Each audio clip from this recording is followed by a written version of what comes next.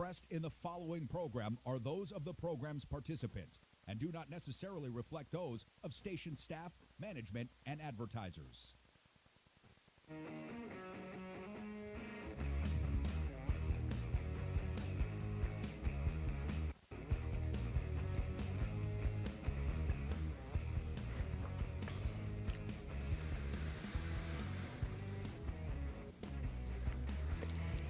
Off and running on a Friday, it is Pushing the Limits here. KSHP here on the airwaves in Las Vegas. You can find us all over the World Wide Web streaming, whether it's on X, whether it's, of course, on YouTube. I'll be monitoring the chat as well as the super chat all show long.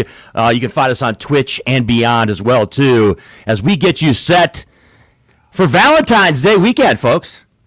Across the board, I'm Chris Wynn in for under the weather, Brian Shapiro will be back on Monday to recap all the goings-on over the next couple of days. But I'm Chris Wynn, someone who's, co-hosted the show with Brian, hosted the show for Brian.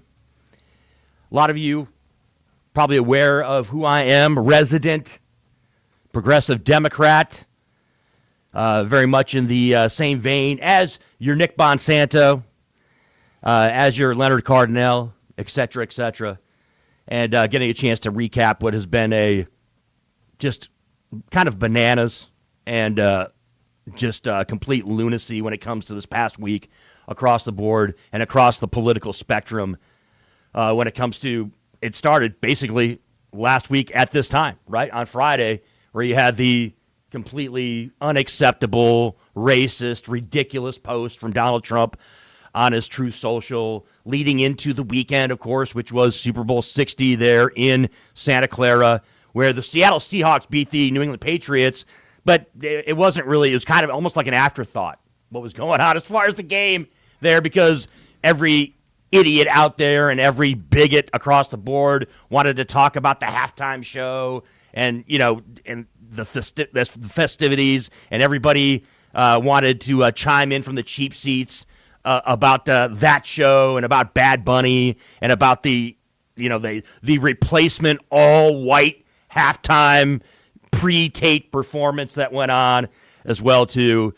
And so leading into, of course, the situation where you had, obviously, everything going down in Minneapolis over the past few weeks, and which was just basically a repeat of what went down in Los Angeles, of what went down in Washington, D.C., what went down in Portland and beyond.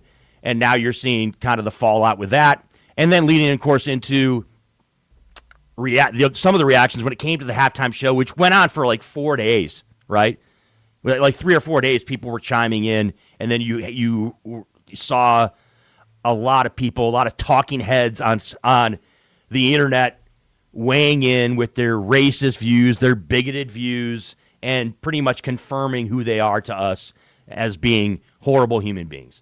So that's kind of and it leads into what we've been talking about all week long, and Shap's been talking about on the show all week long when it comes to that. We got a number of clips we'll get to, and of course we're gonna end on a happy note because we are leading into Valentine's Day. And one of our favorites, of course, Nicole Mitchell, will join us at the end of the show to kind of chime in on that. Phone lines, always great to hear your input, PTL Nation out there, whether it's on the chat on YouTube and on Facebook Live, which I'll be monitoring throughout the show. It is outstanding to get all of your reactions when it comes to that. And also check in on the phone lines as well, too, at 702-221-7283.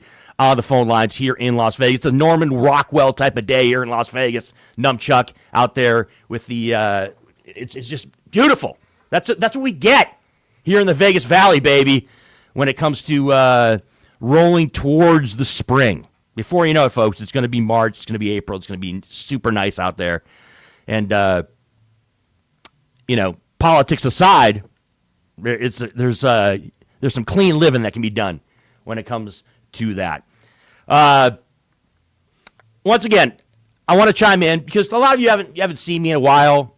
There's a reason for that. It's nothing to do with Brian, nothing to do with the show. This is Brian's show, okay? It's not my show, so I took a step back purposely, basically because of the 2024 election, because of my disgust with the American electorate, and because I had to basically take a step back for my own personal health, folks. My blood pressure seething.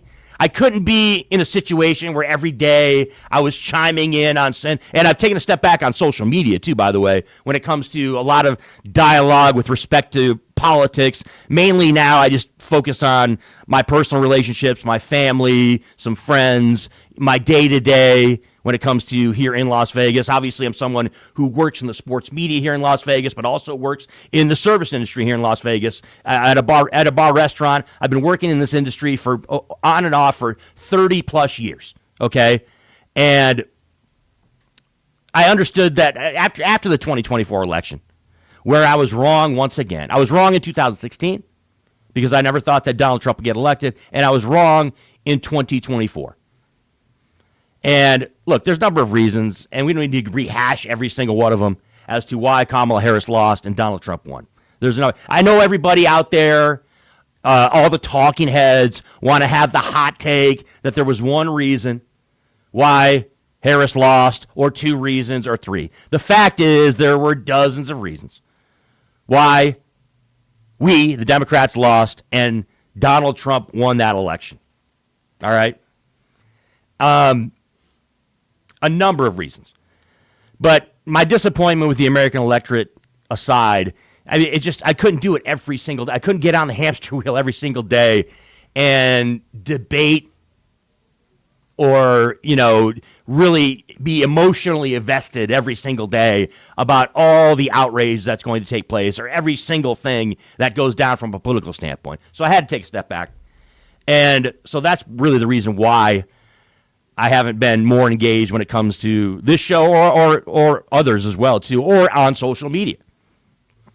I used to do it all the time. I used to dive in all the time, Numchuck, when it came to Facebook and Twitter and or X, whatever, and chime in and weigh in on every single, culture war issue, every time that Trump acted ridiculous or bigoted or racist or unacceptable. I felt like I needed to weigh in. Couldn't do it. I had to stop.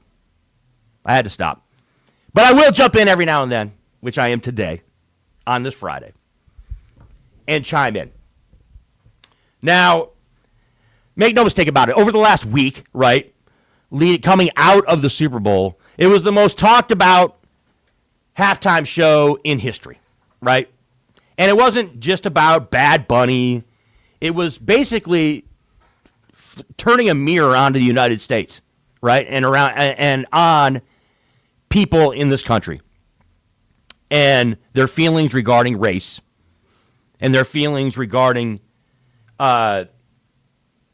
race and politics in America. And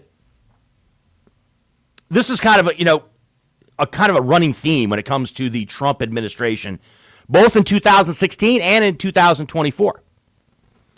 Now, here's a clip that kind of leads us into this discussion, and will give me a chance to kind of dive more deeper into this.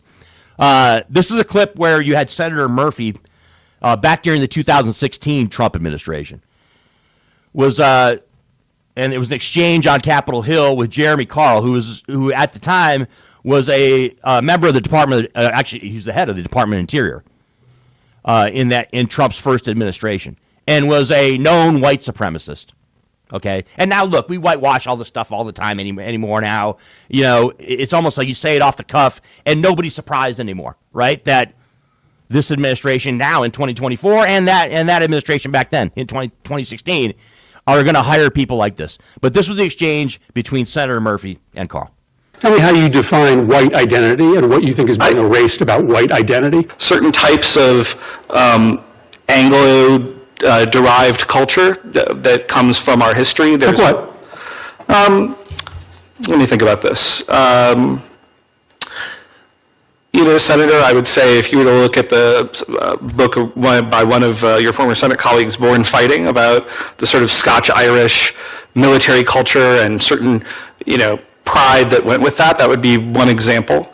Obviously, you could have sub-elements of that culture. You could have Italians, you could have Irish, and those are in many ways more. But you're worried about white culture. You're not worried about, you're now retreating to ethnic identity. You don't speak about ethnic identity. You speak about white identity. So tell me the values that stitch together white identity and that make it different than black identity. I would say that the white church is very different than the black church in terms of its tone and style on average. Foodways could often be different. Music could be different. And those are being erased. Music could be different. Well, if you look at the Super Bowl halftime show, which was not in English this year. So our ability to access white churches or white food or white music is being erased? I am concerned with the majority common American culture that we had for some time that through particularly mass immigration, I think has become much more balkanized, and I think that weakens us. And again, I'm not running away from that comment. I'm not apologizing for it. Well, I'm way over my time. I think you're struggling to answer this question, right? Because underlying your beliefs is a sentiment that white culture is just simply better. So you get the gist of it. Basically, it is a fear of the blacking and browning of America is a phrase that they use commonly when it comes to these white supremacists, these people from these types of white nationalist type groups. There is that idea of fear out there, right? That oh my gosh, they're coming for our way of life, they're coming for our jobs, they're coming for our livelihood. They're going to wipe us out. This fear from white people in America, my people, okay? That's going on. That's something that is actually happening. And what's problematic, there's many things that are problematic with that, but what's especially problematic is they talk about it intellectually, right? They act like this is some kind of, opportunity for them to educate the masses in America about this happening and that this is a real thing. And the reason I brought this up is because, and it was mentioned there at the end of the video, obviously, is because of the Bad Bunny halftime show, right? And the reaction that you saw across the board. And Shaq played a lot of the clips over the week from that. He played the clips from Jesse Waters, who was unhinged about it and was just babbling nonsense regarding Bad Bunny and the halftime show.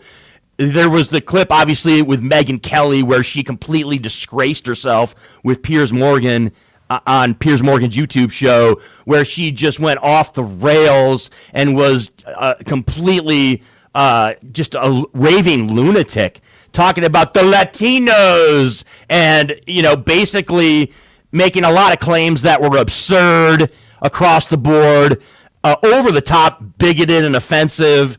Yet she just set him off the cuff like it was nobody's business. Like it was like, oh yeah, this is how I feel. And, talking about it should be authentically American and, which is basically code words for we should have artists who are, only speak English only at the halftime show, or that we should have only American, and not realizing that I believe there's been 13 performers, right, that are not American that have performed at the halftime show, right? A number of them where English is not their first language. Now, they sang in English, mostly in English. Right? I'm thinking of people like Shakira, right, and some others where English was not their first language. But the point being is that that kind of analysis from Megyn Kelly and Jesse Waters and some others as well, too, many others that are talking heads on the web, that despicable human being, Matt Walsh, who's a complete piece of crap, all right, chiming in on this as well, too, with his bigoted remarks.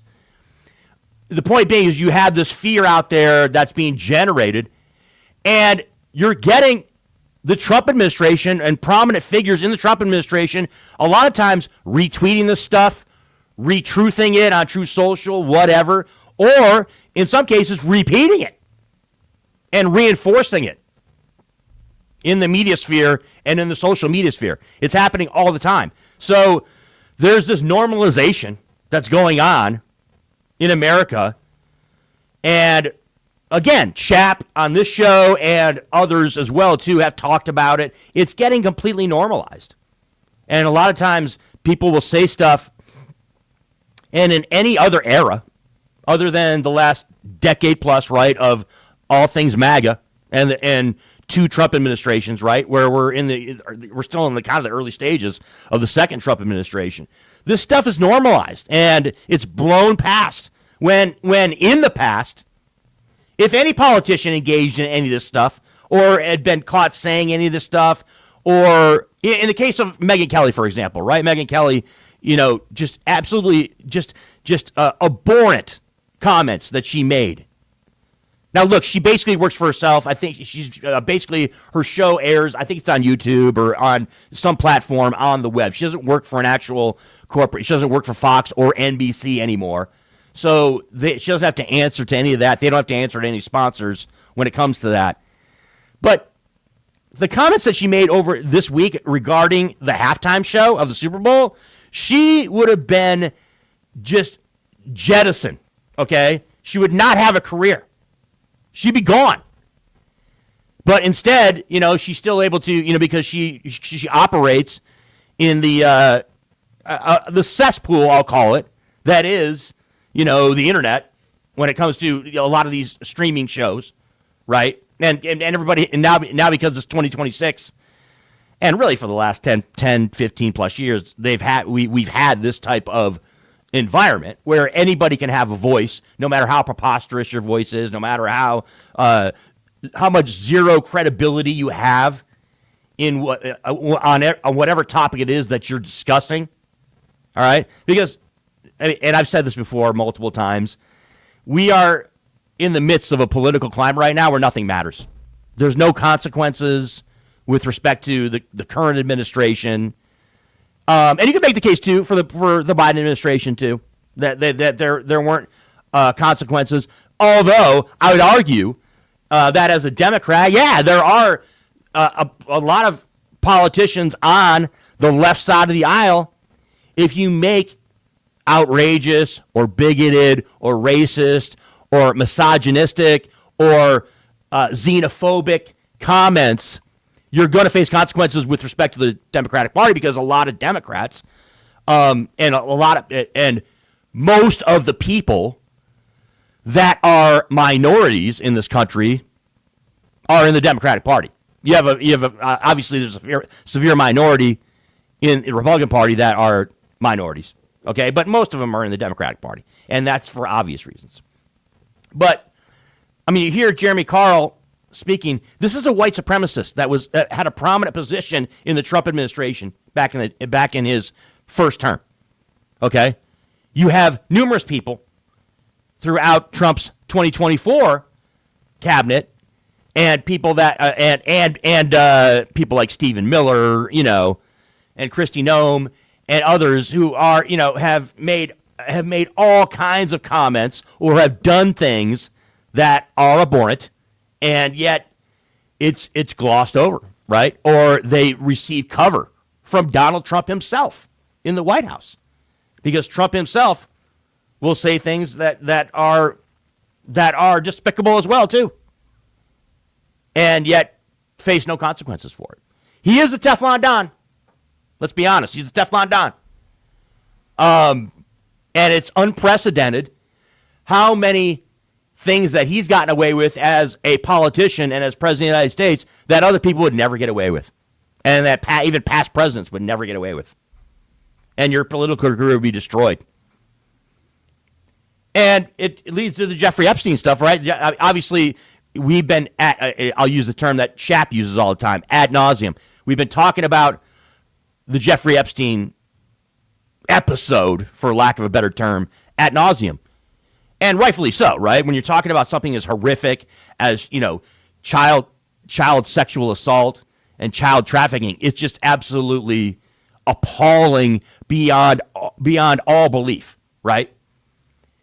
But the reason I bring that up is because you're seeing people all over the world, politicians, royalty, obviously, in the situation with Prince Andrew in England, right, where they basically jettisoned him out, to the country house nowhere to no longer be seen when it comes to the royal family because of the Jeffrey Epstein stuff. You've got politicians all over the globe, right? That are resigning in disgrace, and yet you have this scenario here in the United States of America.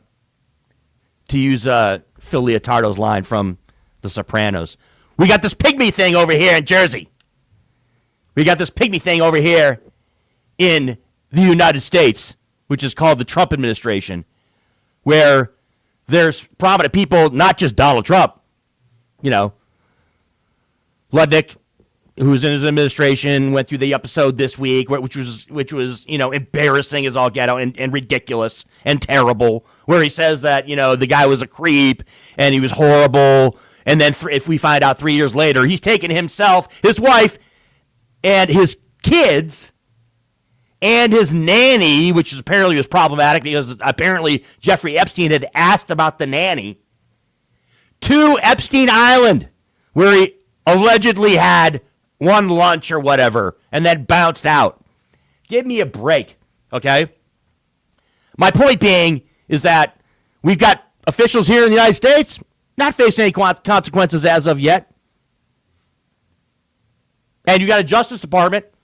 Another thing that's been talked about all week long is probably the most disgraceful, embarrassing, over-the-top, unprofessional, complete, utter, bat-you-know-what crazy appearance by Pam Bondi on Capitol Hill,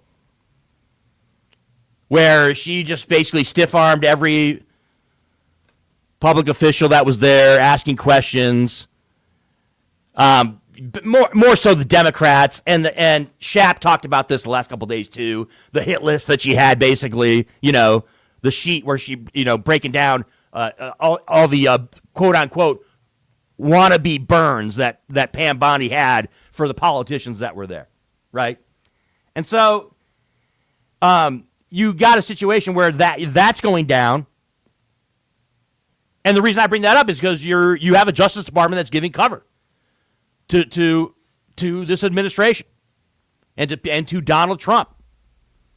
And this is preceded, of course, by Donald Trump. And it's not just the Justice Department; it's the Supreme Court. The Supreme Court gave him a get-out-of-jail-free card when it came to presidential immunity. That's why Donald Trump was able to say, even though it's not really true, but even though he was able to say, all those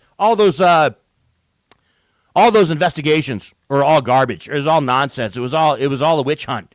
When you're talking about, South Florida with the documents case, when you're talking about Georgia in the election interference case, when you're talking about, obviously, in New York City, in the Southern District of New York, that case, which he was convicted of, and he still, to this day, is a 30-plus count felon who got elected president, the first ever president to get elected that's been a felon. Okay? These are all reasons, folks, why you haven't seen me, because it's just, I can't every single day engage in this nonsense where I feel like a school teacher talking to a bunch of 9-year-olds when you're dealing with the Trump administration. And you're dealing, the credibility is zero for basically everybody in the administration. Zero. Now, they have cachet when it comes to MAGA America out there. And there's guys that are calling to Brian on his show here, and they support Donald Trump and they support the administration. But there's a lot of us, I'm not going to say that tapped out, but that have taken a step back because we just can't engage in the idiocy on a daily basis because it's just so frustrating. Because, like, again, I feel like a school teacher dealing with a bunch of 8-year-olds. Because you don't have adults out there. You don't have leaders. There's the phrase adults in the room. There's none. There's none when it comes to Republicans. There's none. Now, back in 2016, that's kind of like been a storyline, right? Back in 2016, there were some people in the room. I mean, call them adults, call them whatever. People that have experience that were able to say to Donald Trump, hey, you got to pump the brakes on this, man. You can't go down this road. And There was an element of that in 2016 during that administration, and he was kind of kept under wraps, and he's like the toddler, right? That you got to kind of handle with baby hands. You know what I mean? And kind of like, and that's the way you got to deal with Donald Trump, because he is, and this is not hyperbole, folks. He is basically a 9-year-old in a 79-year-old's body. He takes no responsibility for anything. He makes excuses for anytime there's something that comes up where it's blatant that he's on the wrong side of this issue, or that he did something wrong, or he said something despicable, or his administration's done something terrible. There's never been a situation where Donald Trump took a step back and said, you know what, I was wrong in that situation. I made the decision I made, or even said something like, it could have been better. We could have done better there. Donald Trump's never done any of that before. He's never said that before. He's never taken responsibility for anything. He hasn't. And so, that's what I say when I say a school teacher, right, with a preteen. I mean, it's you can't have legitimate conversations with these people because they want to tell you that water isn't wet. They want to tell you that the sky's not above you, and they want you to believe it. And then they're going to build on top of it. They'll say something absurd. And I'll give you a perfect example. And Numchuck and I have the clip. It's clip number 2, Justin Chuck. Talking about, this is along the lines of what I'm talking about right now, where you tell a lie, okay, then you want to build on the conversation or have a debate on said lie.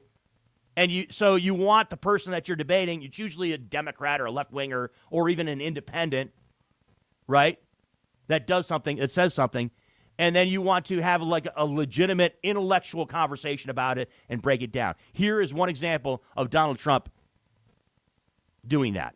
That's about a 99% one with Republicans, about 86% with Democrats, except Democrat politicians because they cheat on elections. And then you have no mail-in ballots. And there will be no mail-in ballots, very important. You know, we're the only country in the world that does a system like we do. We're the only country in the world that has mail-in ballots. The way we do this is unbelievable. It guarantees cheating. So it's no mail-in ballots with the exception of disability, illness, military, or if you're traveling, you can get an exemption. You know, if you happen to be out of the country for a good reason, you can have an exemption. So that's the fantasy right there, right?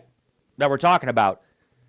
The lie that Democrats cheat on elections, which is just a general statement that's BS. There's no credibility to that. There's no evidence to that whatsoever. And he's parroted to this day. It's crazy. He's parroted to this day that the 2020 election was stolen from him. He still has not given up on the 2020 election. He has, in fact, instructed people in the Department of Justice, Pam Bondi and her minions, to find some type of fabricated evidence that the 2020 election was in some way stolen from him.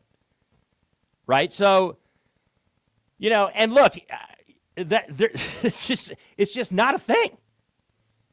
But millions of Americans out there buy into this. Handfuls and handfuls and handfuls of voters bought into it in 2024. And yes, we are at a state in America right now where we have millions of people that are either, for a number of reasons, they're either ignorant, they want to vote against their own interests, they are hardcore Republicans that in no way, shape, or form would ever vote for a Democrat. There's people that will not vote for a woman. There's people that will not vote for a black person. There's not people that wouldn't vote for a Hispanic person. There's people that wouldn't vote for an Indian person. There are people that wouldn't vote for a Native American. There's people that wouldn't vote for anybody that's black or brown, period. And there's people that are one issue voters, right? They are anti-abortion choice. You're not pro-life anymore. You've never been pro-life, but I won't use that term pro-life ever. Okay, they're anti-abortion choice people that are they're one issue voters that will only vote based on their ideology or their worldview with respect to religion, right? They're evangelicals, and they'll never vote for a Democrat because everything they think that Democrats stand for is completely opposite of what their ideology is. So, but getting back to what I was saying before the clip was played, you hear Donald Trump make that claim, make statements like that, and then they want to continue the conversation or continue the debate when it's not a thing. When it's flat out BS. It's not true. It's not factually accurate. Yet they still want to continue to just babble nonstop about that, and then they want to engage in like some type of intellectual conversation. And let's break it down. And look, full disclosure, there's a lot of people out there that are, either hosts or interviewers that will placate to it because it creates content. And I kind of get that, right? Where you want to create a situation where you can go viral, and so you just want to engage that person and kind of go down that road. Interesting point that was made by Jordan Klepper over at Comedy Central. Look, I get it. The Daily Show, right? It's a comedy show, but with every comedian, especially stand-up comedians, with a lot of things they say, they're trying to be funny, but there's also an element of truth to a lot of the stuff. So Jordan Klepper was talked about this when it comes to people that are internet personalities, like Charlie Kirk used to be. Used to be like that's where he really made his bones. Charlie Kirk was on the web, doing his show. Turning Point USA, obviously, a lot of the promotion of that organization was through the web. And Klepper made a great observation saying, look, to be, a lot of times, and regardless of what your politics are on the web, you've got to create some type of rage bait, right? You have to create a situation where you're getting people upset so that they can respond to you, and that you create a situation where it attracts attention and people actually give a damn about what your content is. That is a thing that's on the internet, right? That is really the premise of a lot of people's shows, is that, hey, get people fired up. They're going to say things that are going to generate interest when it comes to your show. But getting back to Trump, I mean, this is what we've engaged in for the better part of a decade, where you have people on that are MAGA personalities or that are Trump supporters, and they'll bring up something that is not true, that is inaccurate, and you'll have to have a discussion with them, and you'll have to act like, or you'll have to engage in a way where it's a legitimate take, and you're responding to a legitimate take, and you're just giving opinions on each side, when the fact of the matter is that what they're saying is nonsense, is not true, and has nothing to back it up when it comes to substance or evidence whatsoever.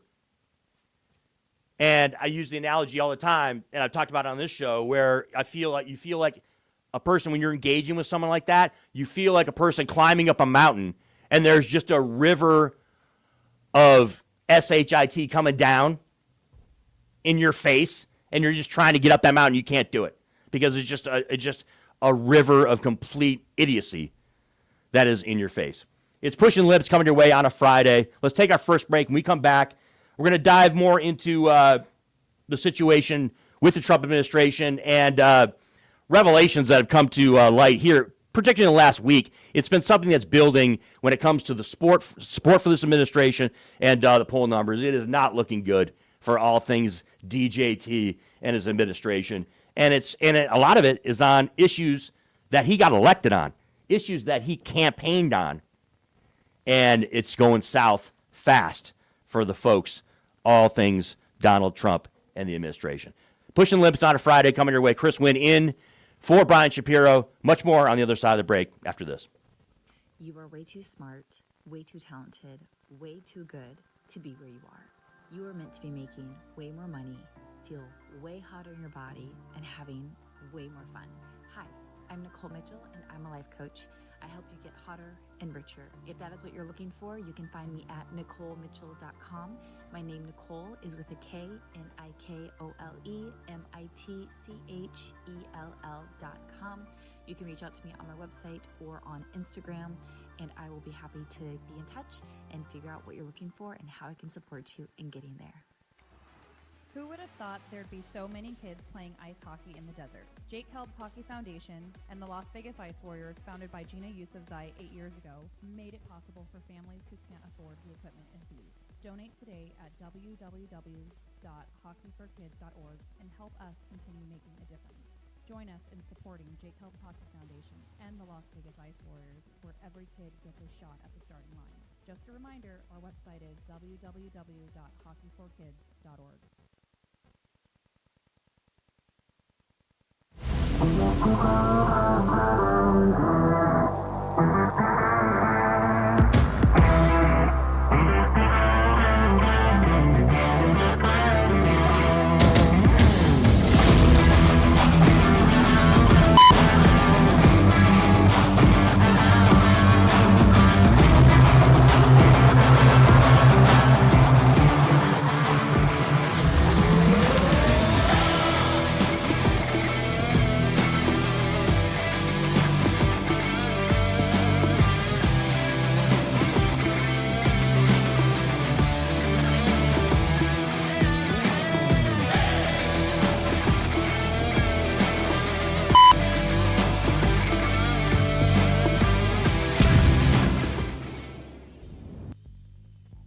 Are you struggling to find a pizza place that reminds you of Brooklyn? That true blue New York style pie? Well, worry no more. Stallone's Italian Eatery Pizza is a knockout. We're located at 467 East Silverado Ranch Boulevard, just off of Premier Road, half a mile east of South Point Casino, just minutes from the Las Vegas Strip. Come by and grab a slice of pie. Plus, check out our Brooklyn-inspired Italian cuisine. Our sandwiches are super. Hero, that is. Because why be a sub when you can be a hero? Stallone's Italian Eatery is here to serve you phenomenal food, Vegas. Forget about it.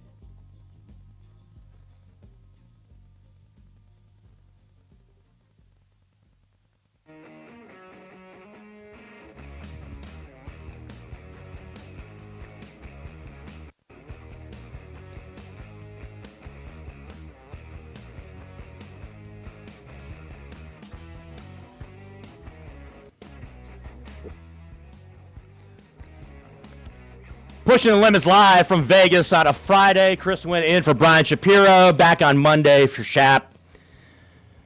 Resting up a little bit under the weather. The phone number is 702-221-7283. We'll be taking phone calls momentarily. I've been monitoring the text thread when it comes to the super chat over on YouTube. Also the regular chat on YouTube as well too. Very entertaining to get a chance. Thanks everybody from chiming in, from Kathy to Blue Datia across to T-Mac and beyond. With all of you people chiming in with your takes. We're talking, of course, about all the goings-ons in the past week plus, since the Super Bowl, really, when it comes to the Trump administration, obviously with ICE pulling out, with Tom Homan and the administration making that decision to pull them out of Minneapolis after what is, you can absolutely fairly say, was a disaster for ICE when it came to that situation in the Twin Cities. And look, again, if we're being honest, it wasn't good in D.C. either. It wasn't good in Los Angeles. It wasn't good, that little small excursion up in Portland as well, too, where you had Kristi Noem there with a photo op, right, on top of the building with the smattering of people out there that were protesting. And then also, just very little got done in Portland when it came to any type of, ICE legitimate enforcement. In Minneapolis, the headlines are that 2 people got murdered, basically. 2 American citizens got murdered.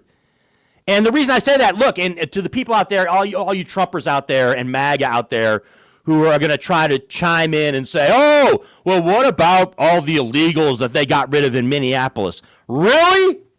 Really? All the other illegal, undocumented criminals that they got rid of in Minneapolis? Correct me if I'm wrong, but most of the talk over the last 2 weeks, 3 weeks, 4 weeks, when it comes to Minneapolis, has been about what? It's been about the 2 citizens who got murdered. Yes, they both got murdered, folks. All right? I'm not sugarcoating anything here. That's what happened. All right? You could try to twist yourself into pretzels and saying that, one of them was justified, one of them wasn't. Whatever. Give me a break. They were murdered, okay? And correct me if I'm wrong, but all of you out there, and look, just because I said that I've disengaged when it comes to this show and talking politics as a whole when it comes to my social media, it doesn't mean that I'm dead. It doesn't mean that I still follow it like the everyman and the every woman in America, because that's what I am, okay? I'm the average Joe, the average Jane here. I told you my back. I'm a guy who does sports radio here in Vegas, and I also work in the service industry here in Vegas, and have done so for here in Las Vegas for over 20 years. And so I didn't completely fall off the map or not have any idea what's going on in our country. But getting back to Minneapolis, what's been the headline for the last almost better part of a month? It's been 2 people got murdered, okay, and you had upwards of I believe it was a couple thousand, right, ICE agents up there in Minneapolis.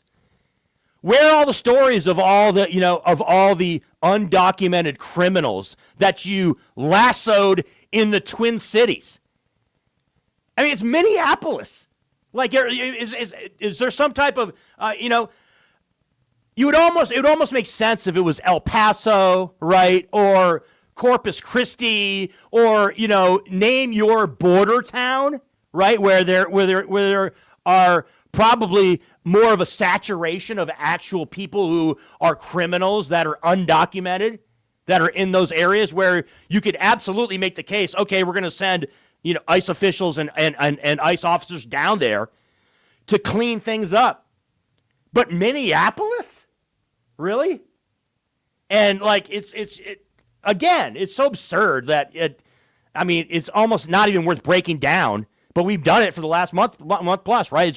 It's been bantered about for the better part of a month about what's been going on in Minneapolis, and you're going to get, now that Tom Homan has made and Tom Homan's now the new point guy because they bounced the other guy out.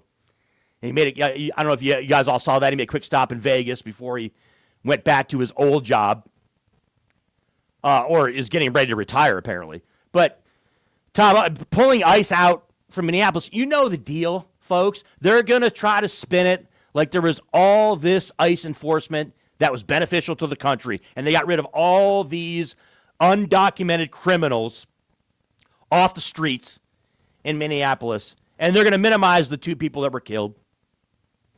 And you're already seeing what's happening when it comes to the legal system. You got the Justice Department essentially, and the administration essentially stiff-arming the state of Minnesota. They're not able to do an investigation into either one of these murders. And so it's going to be all basically the administration moving on.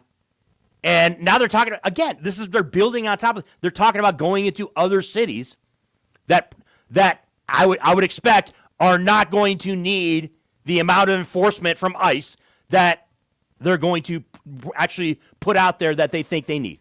That's what's going to happen. They're going to go into another city, all right? And they've already been to, obviously, New York. They've been to L.A. and Washington, D.C. Well, mostly Washington, D.C. and L.A. But the point being is that they're going to make an excuse as to why they can go into another city, and it could be another situation. I'm not going to be Nostradamus here and predict that we're going to have another situation like Minneapolis, but it very well could happen because that's how this administration operates. So I talked about how Donald Trump, right, his poll numbers are sinking, folks. Make no mistake about it.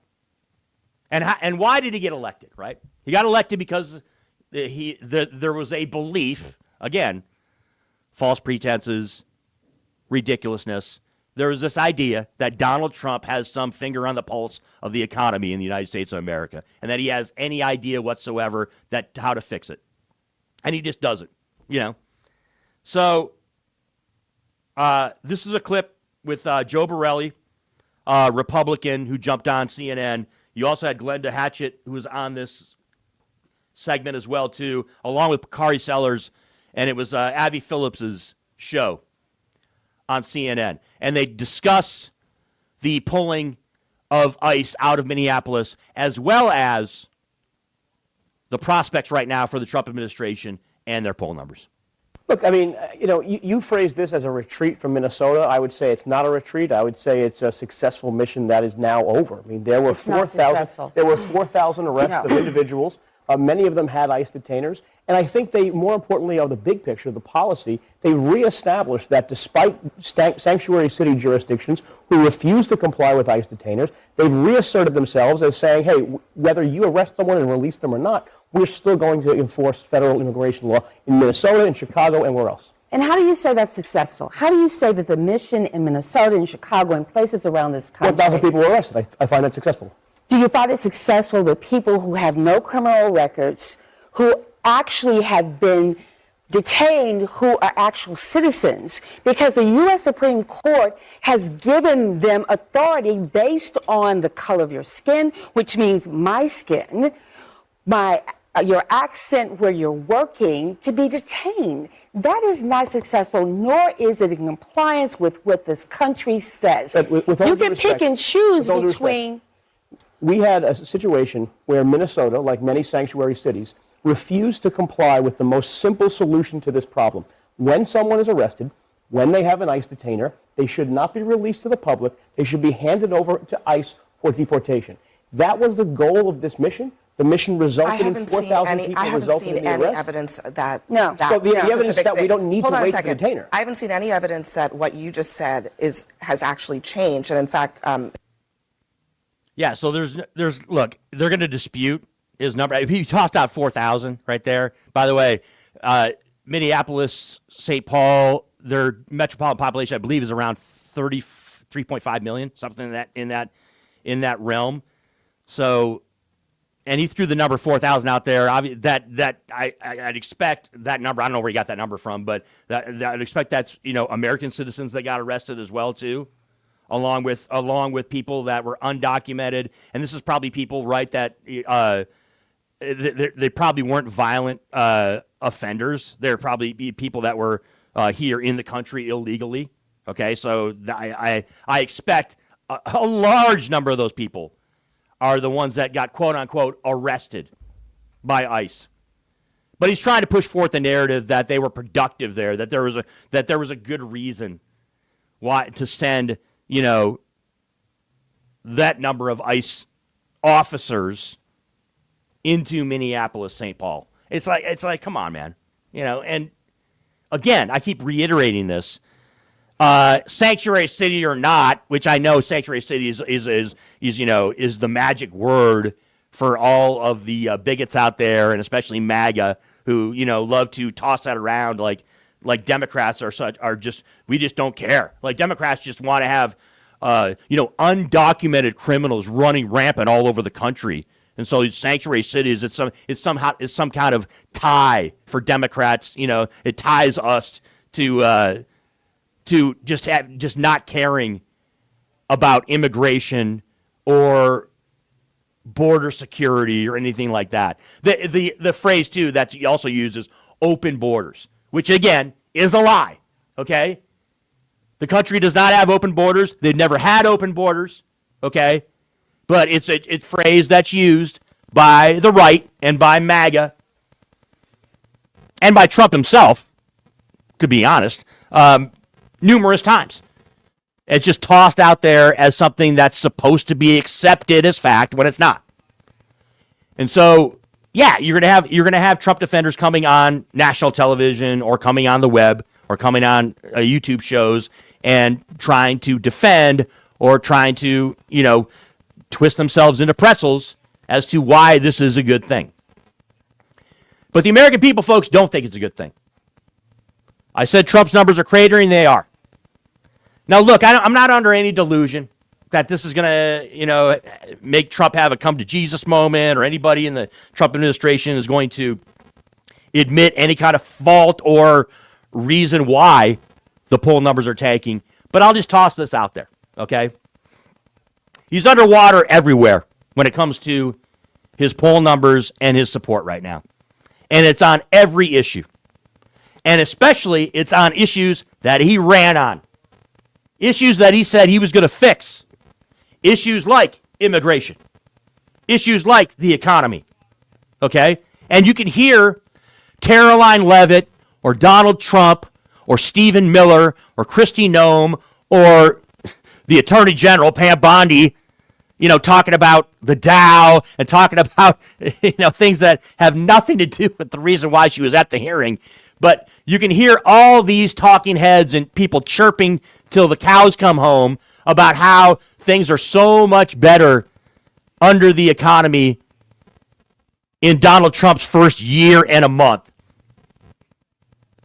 And they're going to try to attribute it to Donald Trump like he's some master of the economy, like he understands anything with respect to this nation and what we need from a national level to fix aspects of the economy, right? And as if he understands anything when it comes to that. Let me tell you something. Donald Trump is clueless. Not to mention he's almost 80 years old, and he's obviously, we talked about this with Joe Biden, right? Even Democrats talked about this with Joe Biden. Donald Trump's lost his fastball, folks. He's losing it fast. Big time. I mean, he doesn't even talk in coherent sentences half the time.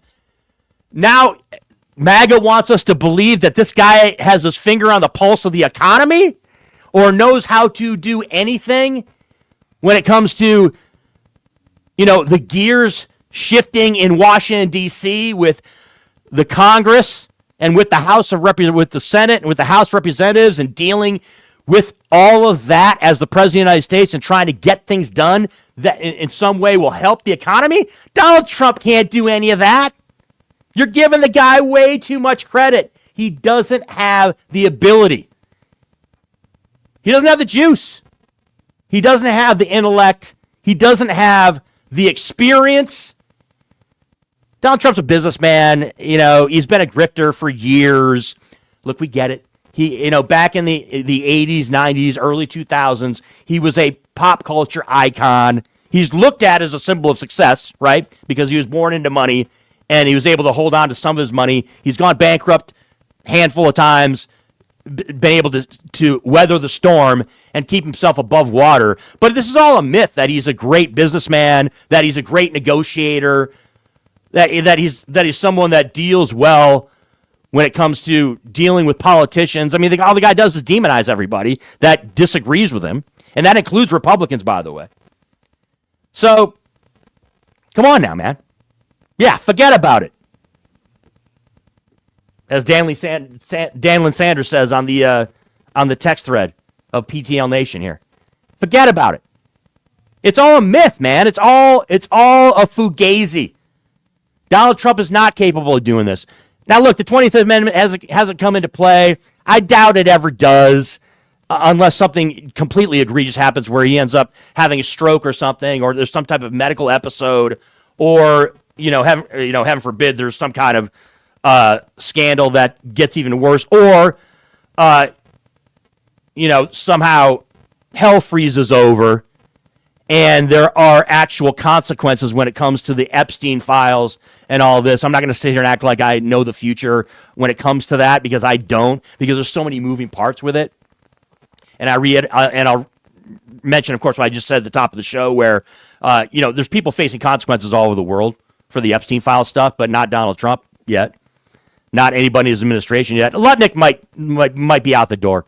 I think he's already basically has 1 foot out the door, hypothetically, right? And he's probably going to be one of the sacrificial lambs. But that being said, look, Donald Trump does not face consequences, yet there is this mythology around him that he is outstanding as a businessman, outstanding as a negotiator. You guys all heard it back a couple months ago when he's talking about how he resolved 8 wars. He hasn't resolved any wars, like 0. There's never been a situation where Donald Trump sat down with leaders of opposing nations or warring nations and hashed things out with them and was the decision maker or the instrumental part of diffusing any war around the world or any conflict around the world. There isn't. You could talk about the Middle East. The Middle East is still a situation, okay? It's even with the Middle East, it's not like Donald Trump did anything magical that changed anything. There's been some circumstances that have changed when it comes to the Middle East, but he hasn't done anything. He lists 8 wars, and half of those aren't even wars. They're not even a thing. But we just let it go. We just let it slide. Coming up in hour number 2, we're going to have, as I mentioned, Nicole Mitchell at the end of the show. I'm going to be taking a lot of your phone calls because I want to dive into this with PTL Nation out there. You want to get your take because his numbers are falling. But like I said, he's Teflon Don. A lot of us Democrats, we're not going to just take it for granted or just assume that he's going to go by the wayside or that the Trump administration is going to, in some way, shape, or form, be out of power in the next 2.5 to 3 years. I've seen too much in the last decade plus with all things MAGA where that's not going to be the case. So I want to get some of your takes. Yeah, you can take some personal shots at me. I've already seen it on the text line. I get it. Look, I'm here every now and then, chiming in with my progressive Democrat takes. I've got my own opinion. I stand by my opinions. And we'll chop it up with you, and I'll argue with you on the phone lines and on the text line and on the YouTube chat and super chat. Make sure to hit us up here. And we'll talk all things Trump administration, United States of America, coming out of Super Bowl 60, rolling into Valentine's Day. Sports bettors out there, rejoice. Folks, when it comes to March Madness, when it comes to the NBA, the Stanley Cup playoffs, even the Olympics, anywhere else, MyBookie gives you everything you need to get paid, folks. This is peak betting season, and MyBookie is built for it. Same account, same wallet, sports, casinos, reloads, live bets, everything you need in one place, folks. Go to mybookie.ag now. Use the promo code LIMITS. Get your first bet covered up to $500. 500 ducats, folks. Use your bet back bonus token and run it back. Users who register at mybookie.ag using this code will receive a bet back bonus welcome offer. This works as insurance on their first bet. If they lose your first bet, you'll receive a refund up to $500 with only a one-time rollover requirement. Proud sponsor of Pushing the Limits here. It's mybookie.ag. Jump on there for all you sports bettors out there as we get set for March Madness. It's coming fast, sooner than later, folks. Phone line 702-221-7283. 1 hour in the books, another on the way. It's Pushing the Limits on a Friday. Chris Wynn in for Brian Shapiro. Pushing the Limits every weekday at noon on KSHP North Las Vegas, FM, AM 829-68B North Las Vegas, and KSHP.com. Hey everybody, are you struggling to find a pizza place that reminds you of Brooklyn? That true blue New York style pie? Well, worry no more. Stallone's Italian Eatery Pizza is a knockout. We're located at 467 East Silverado Ranch Boulevard, just off of Greenview Road, half a mile east of South Point Casino, just minutes from the Las Vegas Strip.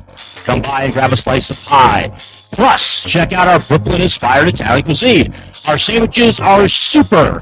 Hero, that is, because why be a sub when you can be a hero? Stallone's Italian Eatery is here to serve you phenomenal food, Vegas. Forget about it. Who would have thought there'd be so many kids playing ice hockey in the desert? Jake Helps Hockey Foundation and the Las Vegas Ice Warriors, founded by Gina Yusufzai 8 years ago, made it possible for families who can't afford the equipment and fees. Donate today at www.hockeyforkids.org and help us continue making a difference. Join us in supporting Jake Helps Hockey Foundation and the Las Vegas Ice Warriors, where every kid gets a shot at the starting line. Just a reminder, our website is www.hockeyforkids.org. You are way too smart, way too talented, way too good to be where you are. You are meant to be making way more money, feel way hotter in your body, and having way more fun. Hi, I'm Nicole Mitchell, and I'm a life coach. I hope you get hotter and richer. If that is what you're looking for, you can find me at NicoleMitchell.com. My name, Nicole, is with a K, NicoleMitchell.com. You can reach out to me on my website or on Instagram, and I will be happy to be in touch and figure out what you're looking for and how I can support you in getting there. Mama Bird is a Southern-inspired kitchen and smokehouse. What it means to be homemade backyard smoke with a fresh modern take on traditional dishes. We invite guests to reminisce of a time gone by where Southern homes and backyards were always open to welcoming neighbors or folks just passing through. From Old Dixie Fried Chicken to low and smoked Texas brisket, located at 10550 Southern Highland and Cactus. See you there. Diners in the Mountain South Pub invite you to play the best Tabarquino and video poker in Vegas. Welcome to the ultimate immersive art experience, chosen by over 6 million people.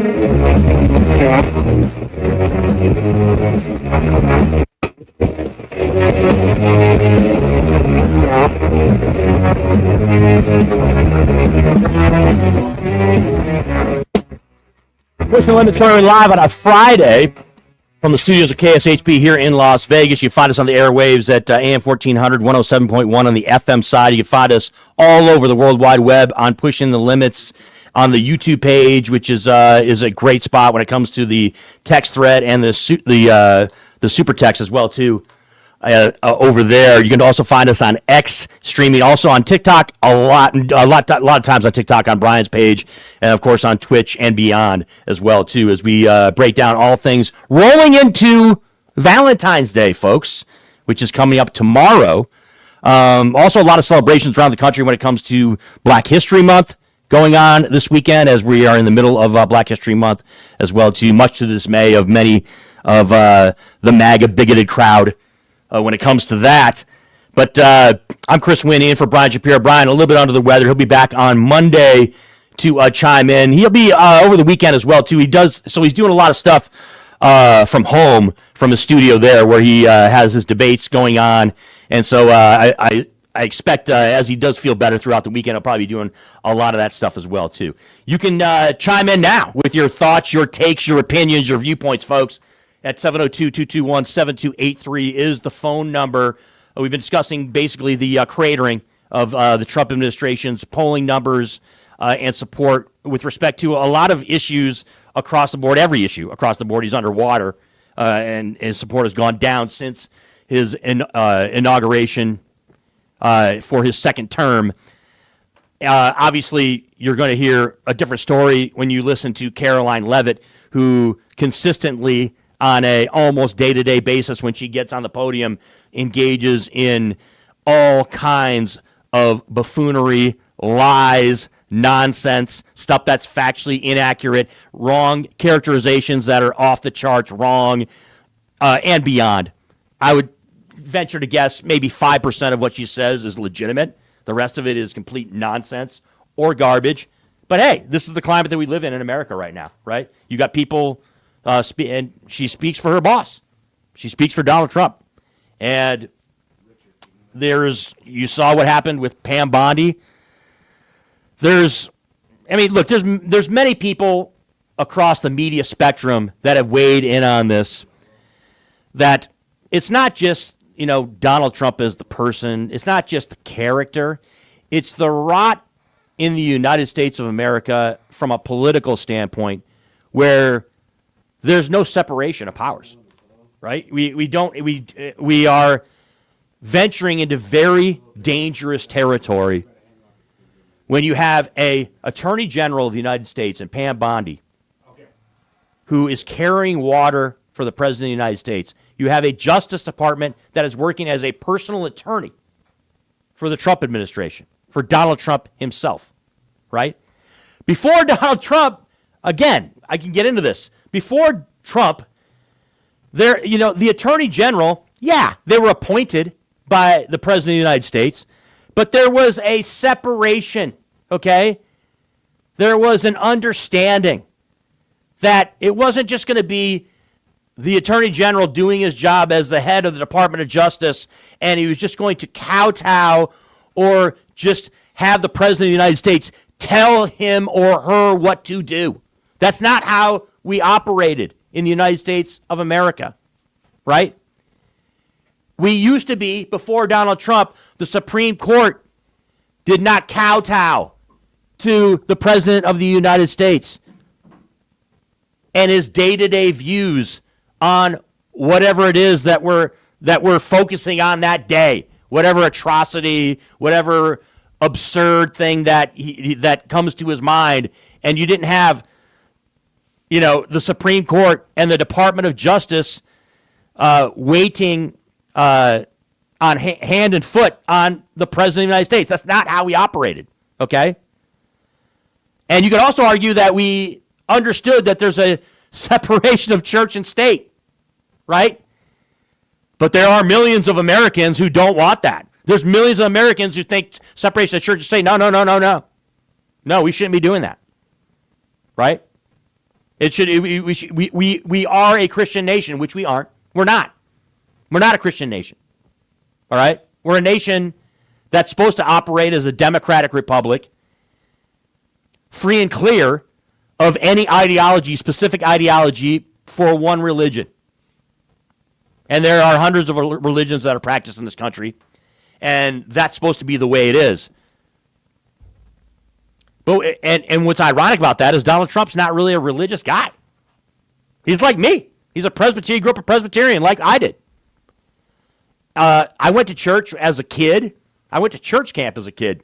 Not really like a religious guy now. Don't really go to church, except for maybe specific holidays like Easter or Christmas. On occasion, I'll go.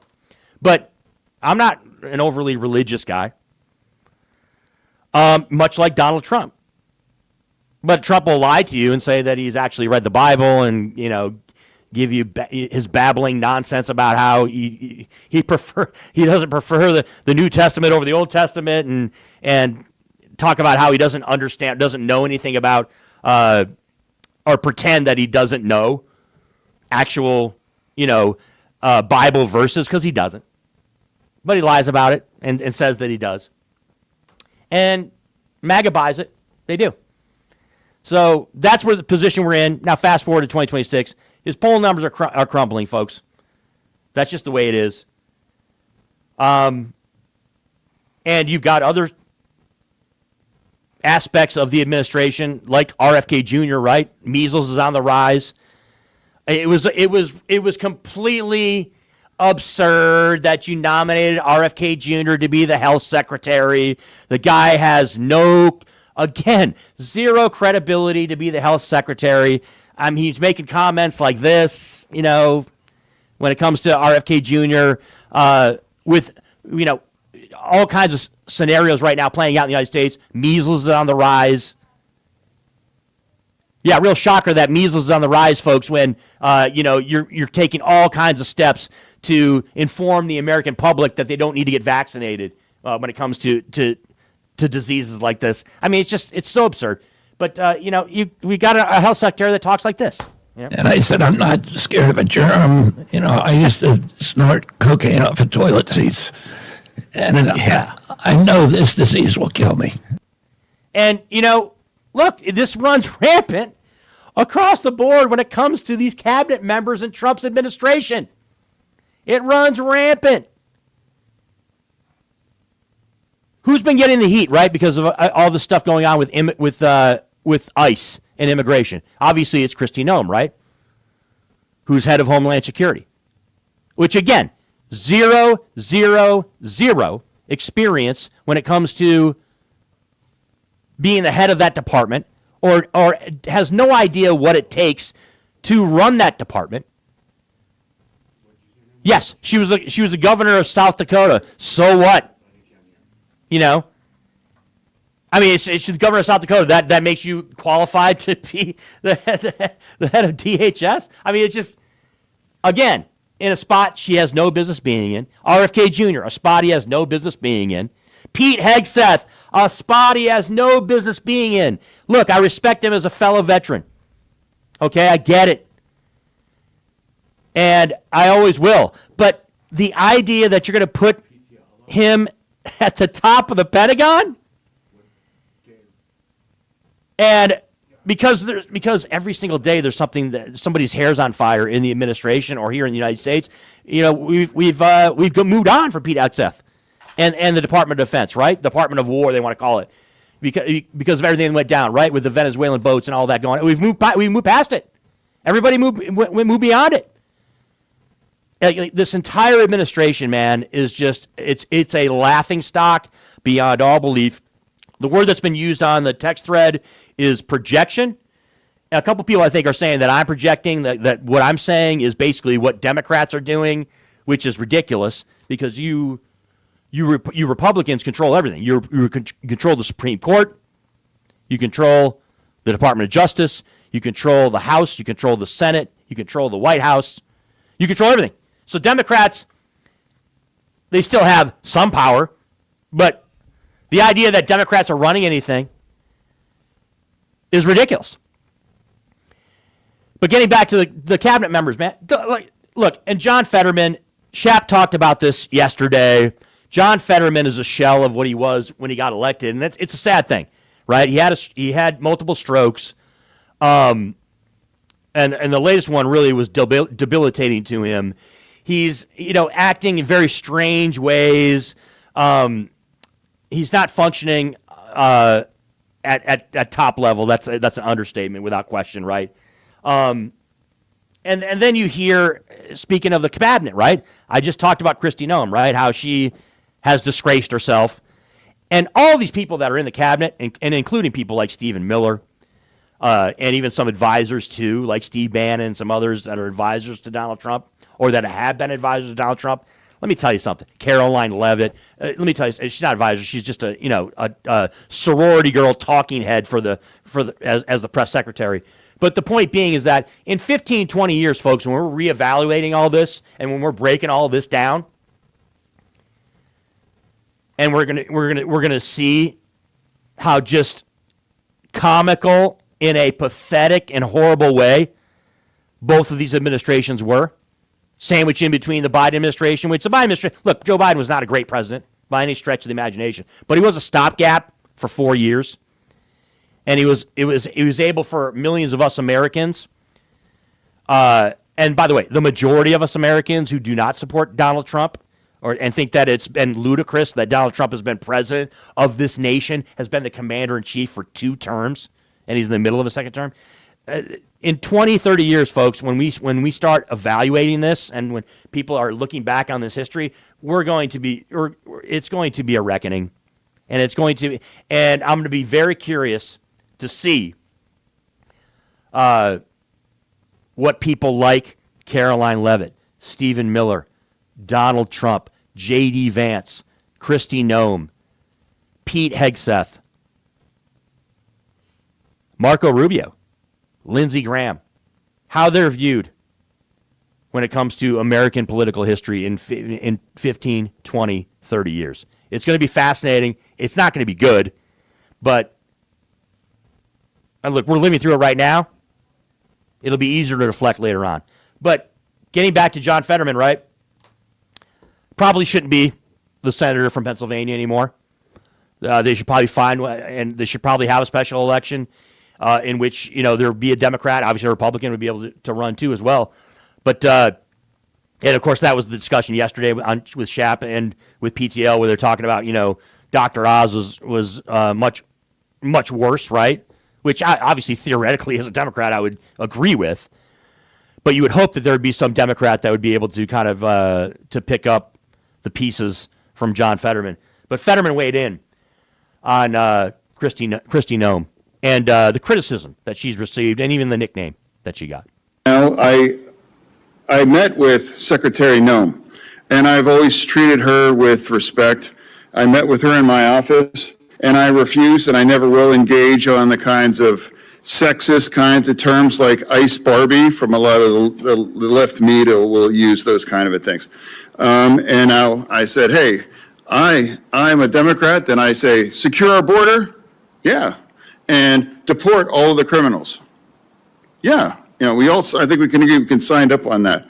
And then my friend Katie Britt came to me and said, we want to bring the Lincoln Riley bill there. And I'm like, yeah, I was going to be the Democrat to bring that there. And now we the co-sponsor as the Democrat.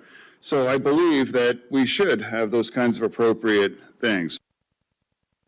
So, look, a lot of things that are problematic with what you just said there. First of all, the Barbie comment is not sexist, okay?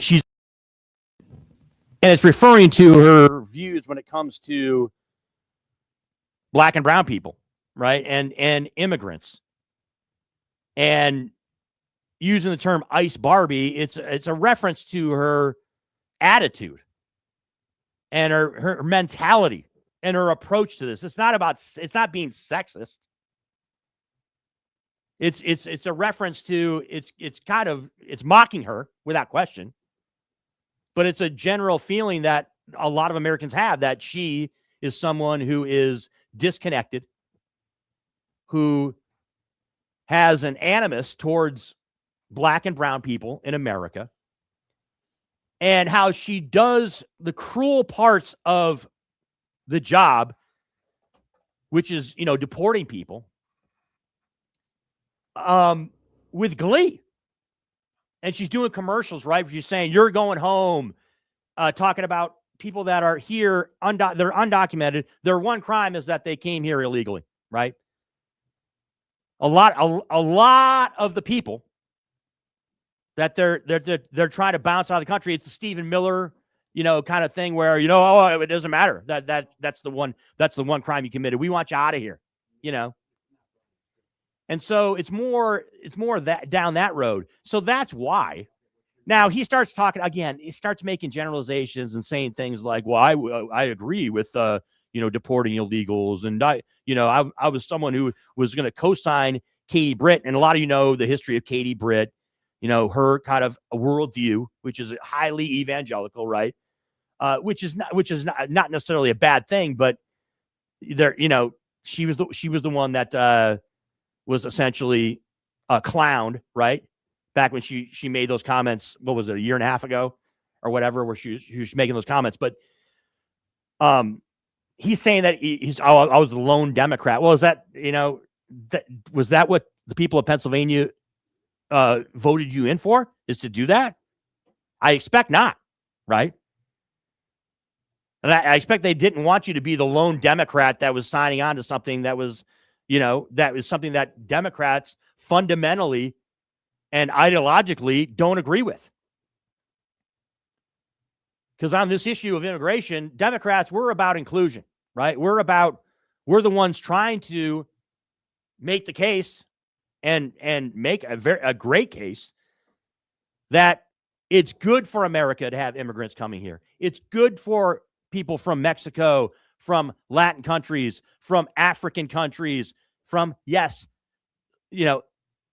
Scandinavian countries as well, too. Okay. Immigrants coming to America is a good thing. Diversity is a positive, not a negative. But when you're John Fetterman and you start signing on to Republicans in these mean-spirited type of policies, you're not going to be looked on positively by your electorate there in Pennsylvania. And the Democrats are not going to be happy with you. And when you say things like, I'm the one Democrat, that gives you an indication. Hey, John, if you're the one Democrat, that's probably not a good thing. Okay? But he is just not firing on all cylinders. Look, I'm not a doctor. I'm not going to sit here and act like I'm an expert when it comes to cognitive ability, but he's certainly, the comments just in that clip right there, you see a person that is struggling, which is very basic concepts, and is not able to break things down, and probably should not be in the position that he's in. And this is me, a Democrat, talking about another Democrat. All right. And full disclosure, I think about, and we're going to hit the phone lines here in a second here, 702-221-7283. Full disclosure, I look at John Fetterman a lot like I looked at Joe Manchin in West Virginia. Obviously, you all know the situation. Joe Manchin was a former Democrat, but he was also in a heavy red state in West Virginia. And a lot of his, I'll say, approaches to policy were very well received by Republicans. I'll put it that way in West Virginia. And now he's no longer a Democrat. He's an independent. He's retired. He's no longer in politics. But I do look at John Fetterman very much in the same lens I look at Joe Manchin, where he's kind of hedging away from being an actual Democrat and moving towards, I mean, you call him an independent if you want. I don't subscribe to the idea that people just completely flip their political ideology. And look, I understand Brian has Joe Walsh on the show all the time. Joe's a friend of the show. Okay. And I've been on and interviewed Joe before. This whole idea that you're going to switch over from being a Democrat to a Republican, it's nonsense. Okay. It's possible you could be someone who's going to be indifferent and be an independent, right? From one of those positions, whether it's a Republican or Democrat, you can be an independent because you can step away, much like I talked about at the top of the show, how I've stepped away really from discussing politics in the media in any way, shape, or form. As a politician and as a person, you can maybe step back a little bit and be an independent as opposed to being a Republican or Democrat. You're not going to switch from being a Democrat to a Republican or a Republican to a Democrat. Stop. Okay? You fundamentally still believe in your core beliefs, whether it comes to abortion, whether it comes to the economy, whether it comes to gun rights, whether it comes to abortion, whether it comes to foreign policy, et cetera, et cetera, et cetera. You're not just going to change overnight because you dislike a politician that represents you. In this case, Donald Trump. Or in a Democrat's case, Joe Biden or Barack Obama. You're not going to just switch. Stop. So please stop, you people out there that want to say, oh, I was a Democrat, but now I'm a Republican. No, you're not. Or I was a Republican, now I'm a Democrat. No, you're not. You're not. 702-221-7283 is the phone number. Let's hit the phone lines. Richard is on the line. Richard, we appreciate your call. How are you? Hey, how you doing, Chris? I'm doing Nice good. to talk to you. First of all, I'd like to say, Brian, get well soon. Second of all, Chris, you were wrong about a couple things. It is not an administration, it's a regime. And Trump is not a president, he's a meat puppet. If you get rid of Stephen Miller and Russ Vought, I believe this whole thing crumbles right to the ground. Trump would just be reduced to a babbling fool walking around on the roof in his robe. I'd make the case that he already is a babbling fool walking around, maybe not in his robe, but in some type of attire, to say the least. And I would agree. I would agree with you in a sense. I'd push back a little bit. Stephen Miller absolutely is the architect and is the mindset, right? And is the mentality behind the immigration policies of the past 6 months to a year, right? There's no doubt about that, right? Stephen Miller is the guy. Okay. But I mean, I have to give credit where credit is due is the way I'm going to phrase it right here. Richard, when I say this, Donald Trump, he has to take responsibility for this. He's the guy who got elected back in 2016 and served a full term. He's the guy who got reelected. He's the guy who complained for 4 years during Joe Biden's administration that how he got screwed out of the 2020 election. He's the guy, and he's the guy who was able to weave his way out of trouble thanks to the Supreme Court, thanks to a lot of his minions, and thanks to him getting elected to a second term, why he was able to avoid legal jeopardy, right, when it came to the 4 cases essentially that were put up against him. One of them he was convicted on, but the other 3 as well too, which have kind of gone bye-bye because he got elected president, right? And you can't convict an elected president of crimes, right? So he got off on that. So I would give more credit. I understand the direction you're going, Richard, when it comes to this, but I would give more credit to Trump as far as all the atrocious things that have gone on and all the unacceptable and ridiculous things that have happened under his administration than I would give to Stephen Miller. Although I agree. Stephen Miller is and Russ are they're both despicable human beings. They're evil. Yeah. They're evil people. Exactly.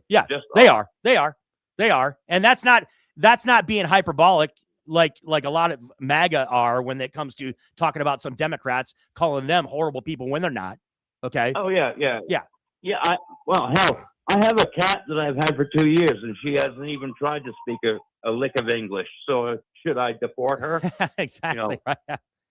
Yeah, exactly. I mean, it's just kind of the approach, right, Richard? When it comes to the immigrant, it's the approach. People always bring up, well, Barack Obama deported many more people than Donald Trump has. Yeah, but it was about the approach, right? It was about the mindset. It was about the mindset of the administration that was different. It wasn't about being vindictive or being hateful towards. It was about a procedure, right? It was procedural, and it was about, hey, we need to have our country should be and it was rule of law. It was people that committed crimes. It wasn't, people that had been here 20 years that didn't commit crimes, that were actually productive in this community. I'm sorry, I just see this as a racist regime. That's all it is. Well, there's certainly been, and we can bring receipts as to why you just said that, right? Now, look, this is generalizing, right? And there was a caller yesterday that called in and made a generalized statement. I can't recall exactly what the statement was, but basically it was a generalized statement that you can't make. It's difficult to make general statements about entire administrations, but you can pinpoint people in the administration, and you can bring receipts for them being racist or being xenophobic or being a piece of crap, right? Or being a garbage human being. We can bring specific receipts and instances and things they say where they absolutely expose themselves and show you for who they are. Thanks for the call, Richard. 702-221-7283 is the phone number. Let's go to the phone lines. Hannah joins us here on Pushing the Limits. Hannah, we appreciate your phone call on this Friday. Hi. I got to be quick, but I'm super happy that ICE is finally getting out of my state. I've been fortunate enough not to be near any thugs to, I haven't been near the protesting, unfortunately, but also, just for work and stuff, but happy they're leaving because I hate having them here and I hate Pam Bondi, and she made me mad this week. And I really, really hope that her Dow memification just follows her around for the rest of her life, because she deserves nothing less. Yeah, I pointed that out, right? I said that there's going to be a reckoning for all of these people. Is there going to be a come to Jesus moment? I don't know. I don't think so. Are these people later on in their lives, the Caroline Levitts, the Kristi Noems, the, Pam Bondis, the Lindsey Grahams, is there going to be a point later on where they're like, oh my gosh, I can't believe I was a part of that. I can't believe that I endorsed that. I can't believe that I was actually in the mix with all of that complete nonsense, that bigotry, that misogyny, that xenophobic administration, which is what it is, right? I mean, that's what we're talking about here. And you're talking specifically about Minnesota, right? And how Pam Bondi made you upset. Let me tell you something, Hannah. Pam Bondi made a lot of people upset this week. It was an unprecedented. We've never seen it before. We'll probably never see it again, right? That an attorney general in front of lawmakers, that performance, that atrocious, just absolutely bananas performance by her, where she completely 50,000. Yeah, I mean that the disconnect, right, Hannah? you just brought that up, right? Let's talk about this because you have survivors of sexual abuse and sex trafficking sitting behind you on Capitol Hill.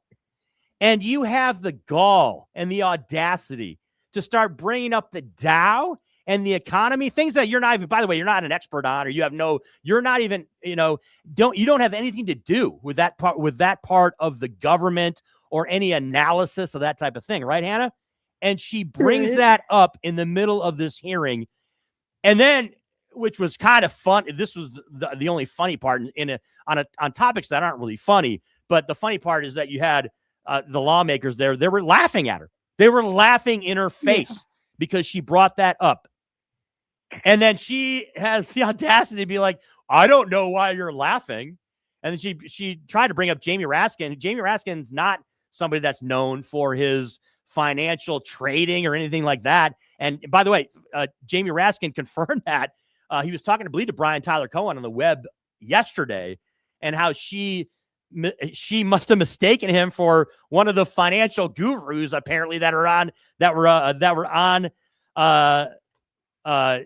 in that hearing, because it wasn't. Jamie's like, I'm not a guy that's really known for my investment ability. So she just tossed it out there. But Hannah, you're right. I mean, there's just so much going on right now that there's going to be, they're gonna have to reflect back on it when they get older, and they're gonna have to know and have to be ashamed. But Hannah, let's face it, these people, they don't feel shame. These people in the Trump administration, the Donald Trumps, the Stephen Millers, the Kristi Noems, the Pam Bondis, are they capable of feeling shame? I mean, are they really? I don't think so. I don't think so. Yeah. Have a great weekend, Hannah. We appreciate the phone call. And check back with us again sometime. It's Pushing Limits on your Friday. 702-221-7283 is the phone number. I'm monitoring the chat as well, too, across the board. Thanks to Tina Cos. Thanks to Daily Sanders. Thanks to Renee Pollock as well, too. Many of you on the text thread chiming in. It's always great to see your comments, your takes, your opinions across the board. Let's go back out to the phone lines. Chris joins us now here on Pushing Limits. Chris, we appreciate the time on the end of this week. How are you doing, sir? Hey, how's it going? It's going good. So this is just kind of a response to the last caller, Hannah, about the whole entire thing with Pam Bondi and the whole entire hearing yesterday. Yeah. It was just, When she brought up the whole entire stock market BS, and when these survivors are standing behind her, exactly, and she is asked, "Will you stand up and apologize to them?" Not only does she completely dodge the question and ignore these women, but she goes on and a whole entire tangent about how she has the audacity to tell people questioning her how it's being made into a circus. It's like, newsflash, Pam, you're the circus here. You're dodging everything. And here's the funniest part about it. When I can't remember who was questioning her, but when they were saying, you are a disgrace to this nation, you refuse to apologize to the women standing behind you, and what's worse is that I think it was one of the administrators or whoever it was saying the time has expired. He kept saying that when Pam Bondi was getting chewed out when she deserved to get chewed out. It's just despicable. Oh, she was Captain-esque, stiff-arming everybody when it came to questions across the board.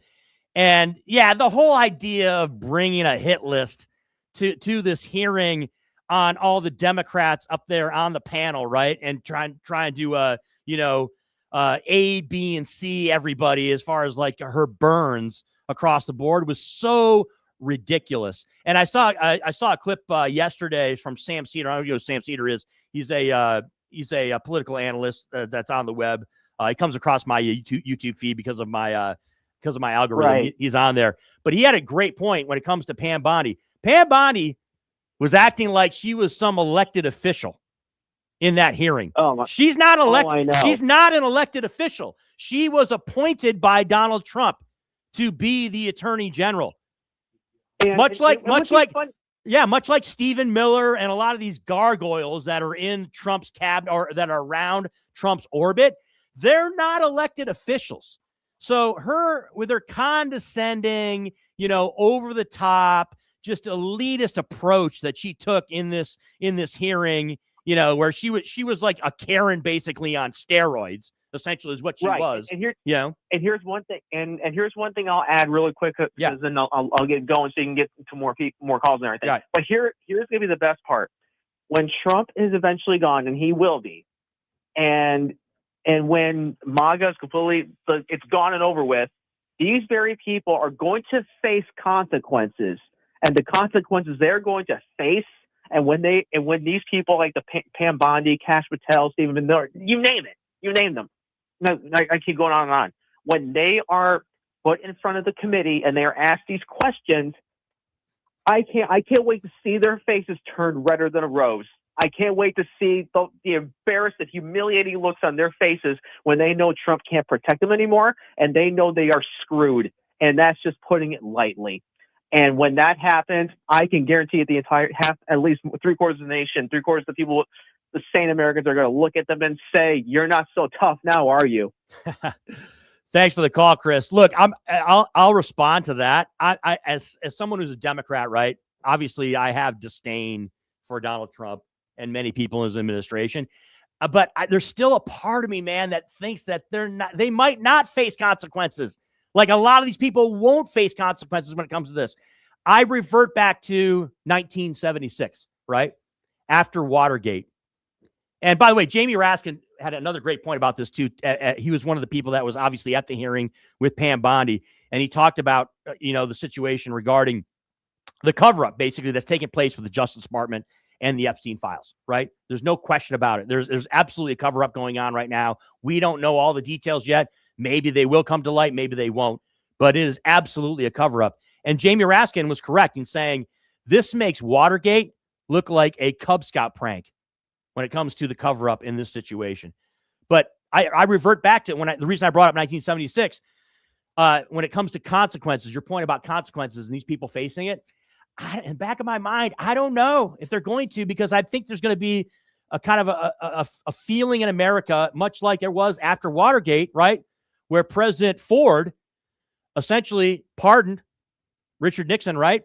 There were some people that did go to jail. I believe the Attorney General went to jail in Nixon's administration when it came to Watergate, and some other people also faced consequences as well too, his chief of staff and some others.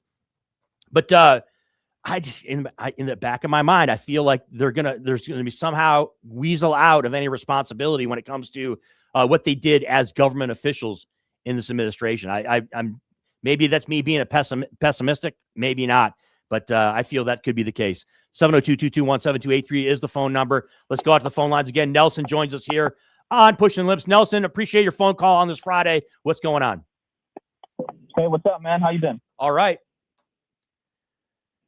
All right, man. What do you got for me? I mean, we could talk about a lot of things. Are you Democrat, by the way? Absolutely. Can I just ask? Yeah, absolutely. Okay, I just say Progressive that Democrat. because Brian is Democrat, and I lean more. Well, Brian officially says he's a independent, but he definitely leans left. He leans left on social issues. His voting record speaks for itself. He mentions it himself. I don't have to speak for him. He said he didn't vote for Barack Obama, but he didn't vote for Hillary Clinton, which he said he thought it was a mistake that he didn't vote for Hillary Clinton. But he's anti-Trump. There's no question about it. Yeah. All right. But what specifically do you want to talk about, though? Oh man, we could talk about a lot of things. I guess we could talk about feminism. I guess. Well, what specifically you want to talk about? Feminism? You mean you're talking about like as a culture issue, like obviously, or from a government standpoint? What do you?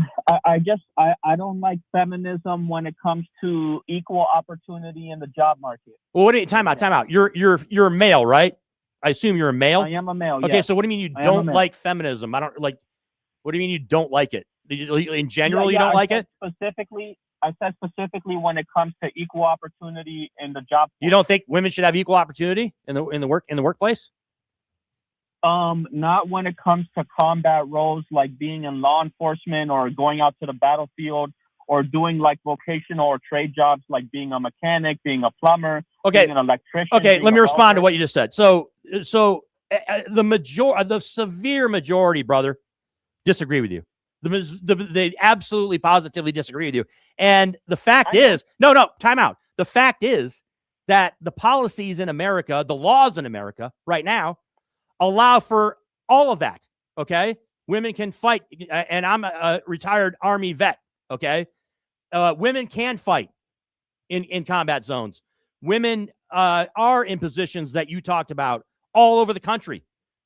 Women are absolutely. So you just have a ideological disagreement, I guess, with the idea that women should be treated equally in many aspects of American society. I guess I'm paraphrasing basically your feeling on that. Is that what you feel? You have a beef. I'm not trying to be.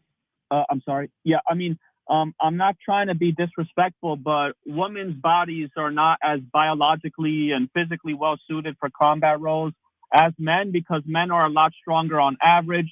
They have higher levels of testosterone, 3 times as much upper body strength. They're able to produce significantly more muscle mass. They have more bone density. So, of course, men are going to be far better suited for combat roles.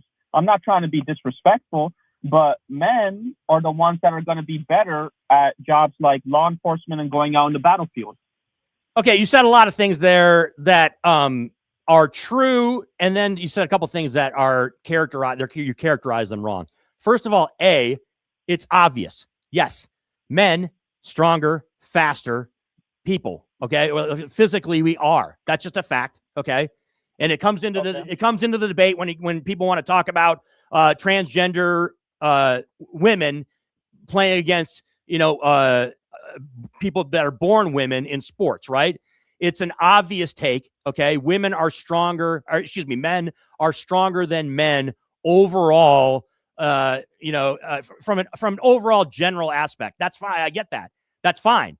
But there are other things that come into play, like how about everything above your neck, brother? You know what I mean? Like it's your mentality, your ability to critically think. There are so many other factors that come into play. And by the way, we're in 2026, my friend. I don't know if you're a veteran or not, or if you've been in the military before, and we got to let you go because we're at a time crunch right now. I appreciate the phone call, but I was in the Army. I served in a infantry unit. Okay, there were not women back in 1990 that were in my unit. Okay, but I understood the rationale as to why you would allow women to be in combat. But it's not just all about the hand-to-hand combat anymore, man, especially now. It's about women and men being able to think out situations, right? And to be able to operate in a theater with respect to combat that is not just all about, a woman going up against a man on a battlefield, with just your 2 hands and your 2 feet and your head. That's not how we operate anymore. That's not a thing. Appreciate all the phone calls. It's been outstanding here.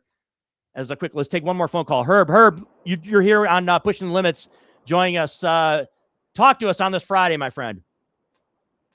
Well, I'm amazed at the fact that you don't believe people can change their party affiliation. No, you can say you are, but so you don't did you hear the description I gave, the reason why I said that? You know the reason why I said that, right? You're just going to change your ideology? You're going to change your viewpoint on abortion, on the economy, on gun rights, on et cetera, et cetera, et cetera. And all of a sudden you're going to switch sides? Chris, it happens all the time. No, it doesn't happen all the time. People say that. No, Herb, it does not happen all the time. People say that they switch parties, but they don't. Yeah. Okay, let me just say this. Okay. I was a Democrat for growing up. I mean, and as I got older and I learned more about history, I learned more about current events, and I grew up and matured, I actually changed. I voted for Clinton the first time. Okay. But as time went on, I changed over to a Republican. However, that doesn't mean that because I don't think like you, that something's wrong with me or, my core, I realized that I was more in tune with Republican ideals than I was with Democratic ideals. And as over time, I learned more. That doesn't mean that you can't do it. People do it all the time. And because Fetterman's a Democrat and he agrees with Republican ideals, doesn't mean something's wrong with him. First of all, I didn't say I didn't use the phrase people are. No, I didn't say people are wrong with them. And by the way, I was speaking specifically about people now in this day. Look, Herb, your situation, everyone's different. Okay. Yes, I will concede. And thanks for the phone call. We're short on time. We have our guest coming up. Look, I'll concede. Yes, there are situations like yours, Herb, where you're by the way, you sound like you're someone who's probably a little bit older than me. I'm in my mid-50s. You're probably a little bit older than I am, maybe much older. Yes, there are people that see that make fundamental changes, right? Or they go through life and they have life experiences, and so they change some of their ideals. What I was talking about is people nowadays in the last 10 years who, I don't like Joe Biden or I don't like Donald Trump, so I'm going to switch because I don't like this individual politician.